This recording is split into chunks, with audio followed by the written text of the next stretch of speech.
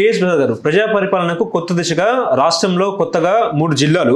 ఆ జిల్లాలు ఏంటంటే మార్కాపురం, మదనపల్లి, పోలవరం, రంపచోడవరం కేంద్రంగా పోలవరం. దీంతో ఏపీ మొత్తం జిల్లాల సంఖ్య 29కి పెరుగుతున్న పరిస్థితి.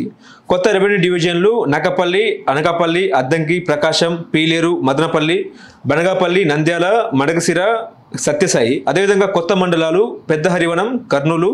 ఆధునిక విభజనతో కొత్త మండలం.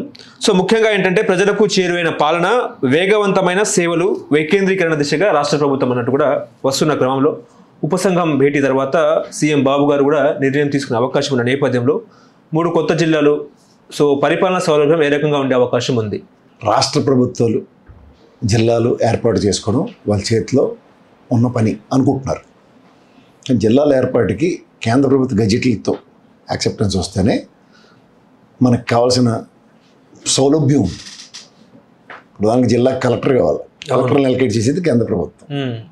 గతంలో జగన్మోహన్ రెడ్డి 25 చేసినా, ఇక్కడ కేసీఆర్ గారు 33 జిల్లాలు చేసినా కొత్త కలెక్టర్లు ఏం రాలే.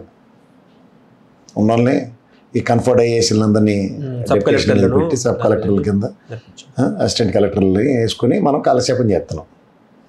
అది పరిపాలనా సౌలభ్యం అనుకుంటే ఎంఆర్ఓ ఆర్డీఓ దగ్గర ఆర్డీఓల బదులు జాయింట్ కలెక్టర్లు ఏవో పేర్లు పెట్టి కూర్చుని నడిపించడం నేను ఎప్పుడు కాదన్న. ఎప్పుడైనా మండల డివిజన్స్ పెరిగినా, మీరు అన్నట్టు రెవెన్యూ డివిజన్స్ పెరిగినా ఏం చేశారు? ఇప్పుడు చూడండి, రెవెన్యూ డివిజన్స్ వేయాలి. అయితే ఇక్కడ తెలంగాణ ఎగ్జాంపుల్ చెప్తాం. నేను తీసుకొచ్చి మొత్తం గ్రేటర్ హైదరాబాద్లో ఒక 4-5 చుట్టుపక్కలవన్నీ తీసుకొచ్చి గ్రేటర్ హైదరాబాద్కి కలిపేశారు.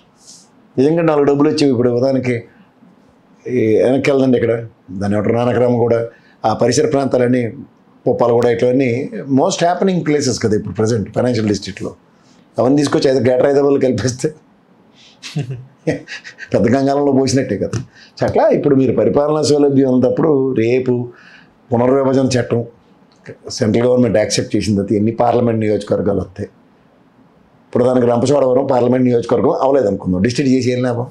విజయనగరం జిల్లాకు మొదట్లో ఒక తీరం లోటు ఉండేది. భీమిలి ఎంపీ, భీమిలి నియోజకవర్గం ఉండేది, తెలుసు కదా నీకు. ఎంపీ భీమిలి నుంచి నిలబడివాడు. అలా ఒక పీరియడ్ ఆఫ్ టైం అట్లాంటివి ముందే జరిగితే అప్పుడు మాకు రాచమర్యాదలతో ఏర్పడిన జిల్లా అది. విజయనగరం, వైజాగ్, శ్రీకాకుళం నిరదీసి వైజాగ్ నుంచి అయినా చాలా రోజులు పార్లమెంట్ నియోజకవర్గానికి కింద మీద అయ్యి.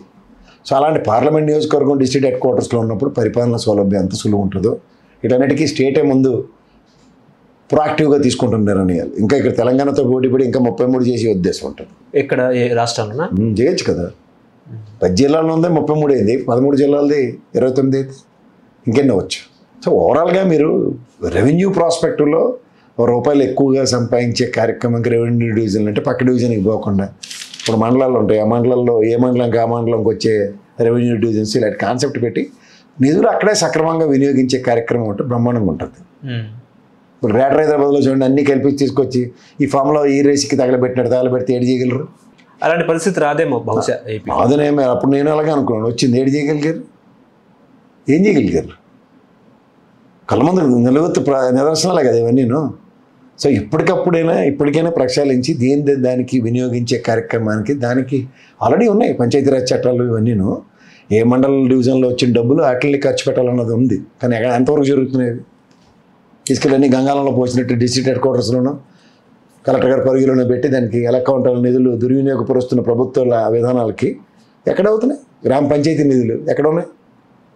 పంచాయతీ నిధులకు సక్రమంగా వస్తే రోడ్ల పరిస్థితి ఇంత దయనీయంగా ఉంటుందా? ఇప్పుడు కేంద్రం వాళ్ళ ఆధీనంలో ఉంది కాబట్టి వస్తుందేమో బహుశా. ఇలాంటి కళ్ళలో వినండి. వాళ్ళకి కాదు, ఇక్కడ తెలంగాణలో పంచాయతీ ఎలక్షన్స్కి నోటిఫికేషన్ వచ్చింది. ఎగ్జాంపుల్ చెప్తున్నా. దీనికి వెనక్కి ఒకసారి నోడల్ ఆఫీసర్ని పెట్టి అడ్వాన్స్ గ్రాంట్ తీసుకుని వచ్చి చేసే పరిస్థితికి తెలంగాణ ప్రభుత్వం తీసుకోలేదు. అక్కడ కేంద్ర ప్రభుత్వం అంతకన్నా ఇనిషియేట్ చేయలేదు.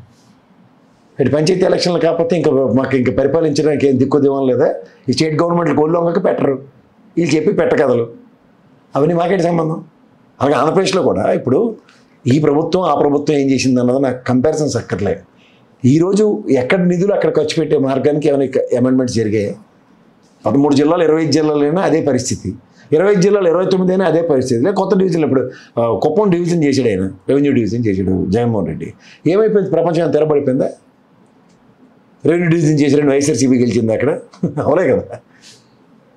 సో అలాంటివి కనబడుతున్నప్పుడు పొలిటికల్ రీజన్స్ పొలిటికల్ కంపల్షన్స్తో వీళ్ళు చేసుకునే గిమ్మిక్లే తప్ప కొత్తగా దాంట్లోంచి అద్భుతాలు జరిగిపోయేది ఏం కనబట్టలేదు. గుడ్, పరిపాలన సౌలభ్యం అంటే సౌలభ్యమే. స్టేట్ గవర్నమెంట్ ఎంప్లాయీస్ ఎంత సౌలభ్యంగా పనిచేస్తారో ప్రపంచం అంతా జగమెరిగిన సత్యం అది. గత ప్రభుత్వం చేశారు కదా సార్. చేశారు. సచివాలయ వ్యవస్థతో అనుసంధానం చేసినప్పుడు ఏమైందో తెలుసు. ఇప్పుడు అనుసంధానించేస్తున్నారో అనుసంధానించకుండా చేస్తున్నారు. దీనికి సమాధానం 2 రోజులు కనబడతాయి మీకు అన్నీ. కొత్త కలెక్టరేట్లు కట్టడం, రిబ్బన్లు కత్తిరించడం బాగానే ఉంటాయి. కలెక్టరేటే కన్ఫర్ట్ అయ్యేసి నాకెందుకు. తెలంగాణలో కూడా పెద్ద పెద్ద భవంతులు కట్టినా కూడా ప్రజల విశ్వాసం చూరకుండా కదా కేసీఆర్ గారు. అదే కదా, ఇప్పుడు కలెక్టర్ ఆఫీసులు కట్టినా కేసీఆర్ చూరకొన్నాడు. కేసీఆర్ కనుక నువ్వు తొటికాయ మ్యాచ్ ఎవడో చూరకొనలే అయిపోయాడు. ప్రజాస్వామ్యంలో ఎవడు గెలిస్తే కాదు కదా, ప్రజాస్వామ్యంలో ప్రజాప్రతినిధులు అందరూ గెలగదు ఓ పార్టీ పరంగా. అట్లా మీకు ఇవన్నీ క్యాల్కులేట్ అవుతాయి. రైతుకు శాశ్వతమైన ఆర్థిక మార్పు లక్ష్యంగా నేడు రాష్ట్ర వ్యాప్తంగా ప్రారంభమైన రైతన్న మీకోసం నవంబర్ 29 వరకు కూడా రైతుల ఇళ్లకు అధికారులు ప్రతి కుటుంబంలో ఒక క్లస్టరు, ప్రతి బృందం రోజుకు 30 క్లస్టర్లను కలిసేలా ఏర్పాట్లు, పంచసూత్రాల అమలుపై రైతులకు అవగాహన కల్పిస్తారని చెప్పేసి కూడా చంద్రబాబు నాయుడు గారు రైతన్న మీకోసం అనే స్కీమ్ని తీసుకొచ్చినారు. గత ప్రభుత్వంలో ఇలాంటి స్కీమ్ లేదు అన్నట్టు కూడా ఆయన మాట్లాడారు. లేదు శవాస్, వెనకటి ఒక సామెత ఉంటుంది, ఊరుగాలి ఒకటేడుతుంటే సూర్యులో సొట్టగాలి ఒకటేడిచ్చాడు.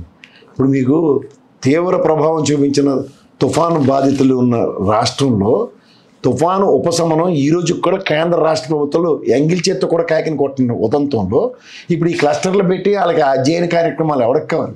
ఉదాహరణకి మీరు మంచి పథకమైన కాంట్రాడిక్ట్ చేయట్లేదు, కానీ వాడికి నెక్స్ట్ పంటకి ఏం చేయాలన్న దాని మీద ఒక ప్రాథమిక అవగాహన కల్పించడానికి వాడికి ఉపశమనం ఏమి ఇచ్చారు? ఫస్ట్ ఇది మొన్న ఇచ్చిన 3,250 కోట్లు కేంద్ర ప్రభుత్వం ఇచ్చింది, అందరికీ ముక్కులు పెట్టుకోవడం కూడా రాదు.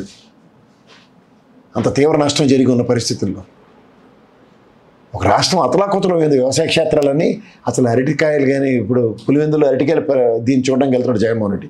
దీనికన్నా ముందు పొగాకు రైతులకి ఏమైనా గిట్టుబాటు ధర ఇప్పించారా? లేకపోతే ఉల్లి రైతులకి మీరు ఇస్తారని 50,000 ఎక్కడైనా ఇచ్చారా? అచ్చెన్నాయుడు గారు గట్టిగా అరిచి మరీ చెప్పారు కదా, కదమాయించి మరీ చెప్పారు కదా. మామిడికాయ రైతులది కేంద్ర ప్రభుత్వంలో ఒక్కడు ప్రాణాలకు దిగించి ఉన్న లింగలింగమని ఉన్న కుమారస్వామి తెచ్చుకోగలిగాడు 4 రూపాయలు. మీరు ఏడు తీసుకొచ్చారు మామిడికాయ రైతులకి చెప్పండి? మళ్ళీ డబల్ ఇంజిన్ సర్కార్ కదా మాకు. ఏ రైతు వెతలను మీరు తీర్చారు? అకాల వర్షాలకి దిక్కులేదు. తదనంతర పరిణామంలో తీవ్ర తుఫాను ప్రభావంతో అతలాకుతలమైన వ్యవసాయ క్షేత్రాలను ఈ రోజుకి పరిరక్షణ జరగలేదు. కేంద్ర ప్రభుత్వం వచ్చి చొట్టం చూపుకు వచ్చిపోయింది. ఏం చేశారు? మీరు ఇచ్చిన అంచనాలు కానీ దానికి ఇచ్చిన కానీ కనీసం తక్షణ సాయం ఏమైనా చేశారా? మీ కష్టం నాకు తెలుసు, నేను రైతు బిడ్డనే, మీకు అండగా ఉంటా అన్నదాతలకు చంద్రబాబు నాయుడు లేఖ. కదండి, నాకు చెప్తున్నాను. వాళ్ళు ఒక స్టేట్మెంటో లేదంటే ఒక లేఖ రాసేస్తే ఏమవుతుంది? మోటివేషన్స్ ఏమైనా పెరుగుతాయా? తాత్కాలిక ఉపశమనం ఏదండి? నేను ఫస్ట్ మొత్తుకుంటుంది అదే. మీరు చెప్పినది చాలా అద్భుతం. అది 5 క్లస్టర్లు, ప్రతి ఒక్కటి ఇంటికి వెళ్ళి అవగాహన కార్యక్రమం కల్పించడం, రోజుకు 30 ఇళ్ళు, ఇవన్నీ సూపర్, చాలా బాగున్నాయి. కానీ ఎక్కడికి లీడ్ అవుతున్నాయి అవి? ప్రజెంట్ ఉన్న పరిస్థితి ఏంటి? దానికి ఉపశమనం ప్రభుత్వ పరంగా ఇది చేస్తూ ఇది కూడా పెరలేదు. దానికి రైతు భరోసా కేంద్రాలు ఉన్నాయి కదా ఆల్రెడీ. రైతు భరోసా కేంద్రాల్లో గతంలో జరిగిన అవగాహన కార్యక్రమాలు ఎక్కడ ఉన్నాయి? మార్కెట్ ఏది? లేదా కేంద్ర ప్రభుత్వం నిర్ధారించిన ధరకి ఈరోజు పంటలు కొనబడుతున్నాయి ఎక్కడ? ఇవేవి జరగకుండా అద్భుతాలని కొత్త పందాలు మేము సృష్టిస్తామంటే ఎందుకు ఇది? నా చిన్నప్పటి నుంచి వెంటనే స్వామినాథన్ కమిషన్ ఇంప్లిమెంట్ చేసే వ్యవసాయ క్షేత్రాలు ఎక్కడైనా ఎతుకుతున్నాను నేను. అంటే ఉచిత పంటల బీమా లేదంటారా? ఇన్పుట్ సబ్సిడీ లేదంటారా? ధరల స్థిరీకరణ లేదంటారా? 3 లేవు. ధరల స్థిరీకరణ నిధి మనకి ఆర్బిడిడి లాగా, reserve for bad and doubtful debts లాగా కంపల్సరీ పెట్టుకునే ప్రభుత్వాలు ఎక్కడ కనబడుతున్నాయి మీకు? ఉన్నాయా? బడ్జెట్లో అలొకేషన్ ఉందా? అది ఉంటే రైతులకు భరోసా ఉండేది. ఖచ్చితంగా అదే కదా గత ప్రభుత్వం చేసింది, అదే కదా. మార్కెట్ త్రూగా పంటను ప్రభుత్వమే కొనడానికి ప్రత్యామ్నాయంగా వచ్చేది. చచ్చినట్టు గిట్టుబాటు ధర ఇచ్చి తీరే పరిస్థితి బ్రోకర్ దళారులు చేయవలసిన పరిస్థితికి నెలకొల్పబడింది. ఇప్పుడు అమ్మ పెట్టబెట్టి దొడుకు తిననే దాన్ని పంట ప్రభుత్వం కొందు, దళారుల దగ్గర మోసపోతున్న రైతులే కనబడుతున్నారు కదా కొట్టొచ్చినట్టు. వాళ్ళ వెతలు తీర్చేది ఎవరు? ప్రభుత్వమే కదా. ప్రభుత్వమే బాధ్యత రాహిత్యంగా ఉంటే పంట భయమేదండి. ఎక్కడ ఎంతమందికి ఉంది? మొన్న స్టాటిస్టిక్స్ తీసి చెప్పాం కదా లాస్ట్ వీడియోలో. బ్యాంకులో ఇన్సూరెన్స్ చేయించుకున్నోడికి తప్ప ఇంకా ఎవరికి దిక్కు లేదు. ఎవరు పరిరక్షిస్తారు? హలో, తెలుగు రాజ్యం ఛానల్ చూస్తున్నారా? సామాజిక, రాజకీయ, జీవన చిత్రణే తెలుగు రాజ్యం. అతిశయోక్తులు, అసత్యాలు ఉండవు. రాజకీయ కోణం కాదు, ప్రజా కోణమే కొలబద్ద. తెలుగు రాజ్యం వీక్షణ మీ ఉత్తమ అభిరుచికి నిదర్శనం.